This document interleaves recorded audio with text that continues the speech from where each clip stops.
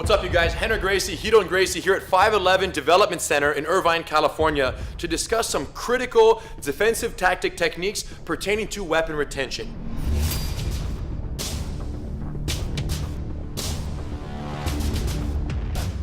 The most significant difference between a street fight between two civilians and a fight between a law enforcement professional and a suspect is the introduction of the duty belt and all the weapons that the officer is carrying. The challenge is that oftentimes the subject will attack the officer. The fight goes to the ground against their will, and now they're in total survival mode. And if that moment is the first time that the officer has been on their back against someone trying to hurt them, they're in for a very unpleasant surprise. This is called the guard, okay? The guard is the secret weapon of Gracie Jiu-Jitsu. For you. Yes. But yet it's everybody's worst nightmare because the person in my position wants to punch you in the face, yes. Punch the body. If you don't know how to use the guard and how to maintain and manage the distance to avoid these dangerous strikes, they can easily knock you out. So we want to address some very simple principles of punch protection, but equally important, the weapon retention concepts from the guard as well. First principle, manage the distance, manage the damage. I have to make sure that this is not possible for the suspect in this situation. So I have to get up, gain control of the head, pull the head to the support side, and on the gun side, overhook the arm and gain control of the tricep. Reach my weapon, please. No deal. He can't. Punch my face over here, please. Can't.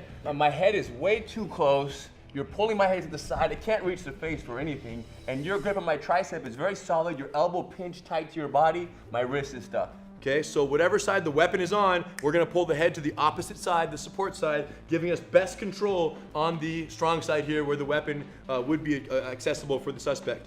Keeping control of this right here, everything's pretty good. The biggest concern is if the suspect does begin to kind of fidget with the holster here, I wanna disrupt his arm's accessibility to the firearm. Check it out. So we're here in stage one. If he inverts his arm, as soon as he does, okay, focus here. Number one, uncross your legs. What I'm gonna do is I'm gonna curl my body in this direction using this hamstring. Turn, grab, bring my head to my hand.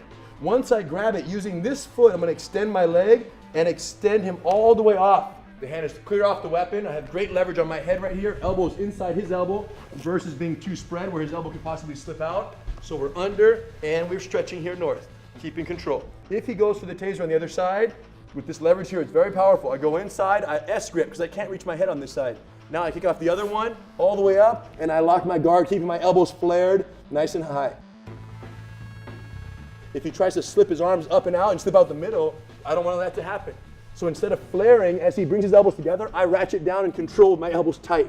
But as soon as he reaches around for the weapon again, boom, I'm controlling and flaring the elbows, using my hips to keep him off the weapons once again.